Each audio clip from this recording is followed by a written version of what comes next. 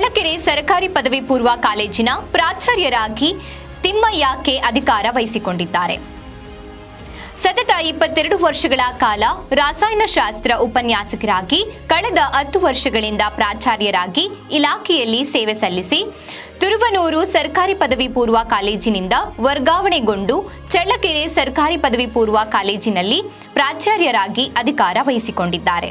ಇನ್ನು ಶಾಸಕ T Raghumurthy, ಪ್ರಭಾರಿ ಪ್ರಾಚಾರ್ಯರಾದ Vasant Kumar, college ಅಭಿವೃದ್ಧಿ ಸಮಿತಿ ಸದಸ್ಯರು, ಕಾಲೇಜಿನ ಎಲ್ಲ ಉಪನ್ಯಾಸಕ ವೃಂದದವರು, ಚಿತ್ರದುರ್ಗ ಜಿಲ್ಲಾ ರಾಸಾಯನಶಾಸ್ತ್ರ ವೇದಿಕೆಯ ಅಧ್ಯಕ್ಷ ಅಶ್ವಥ್ ರೆಡ್ಡಿ ಹಾಗೂ ಎಲ್ಲ ಪದಾಧಿಕಾರಿಗಳು ಹಾಗೂ ಚಳ್ಳಕೆರೆ ತಾಲೂಕಿನ ವಿವಿಧ ಕಾಲೇಜಿನ ಪ್ರಾಚಾರ್ಯರಾದ ದೇವರಾಜ್, ನರಸಿಂಹಮೂರ್ತಿ, ವೇದಮೂರ್ತಿ, ಜಿ ಲೋಕೇಶಪ್ಪ, ಎಲ್ಐಸಿ ವೀರಭದ್ರಪ್ಪ, ತುರುವನೂರು ಸರ್ಕಾರಿ ಪದವಿ ಪೂರ್ವ ಕಾಲೇಜಿನ ಉಪನ್ಯಾಸಕ ವೃಂದದವರು ನೂತನ ಪ್ರಾಚಾರ್ಯರಿಗೆ ಶುಭ ಹಾರೈಸಿದ್ದಾರೆ.